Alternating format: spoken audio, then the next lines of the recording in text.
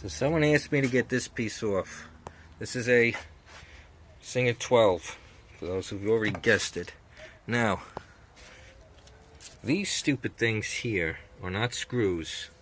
They're pins, right? And you just can pull them out sometimes, or I used a ice pick actually to punch them out. Right? You can see that there was one here where this collar was. And on this nightmare, the pin was here. I don't know about this screw. It was missing when I got it. So I'm going to try to see how I can get this piece off. So I loosened it up here and here. That's gone, that's gone. And holy crap. There it comes. Ta-da!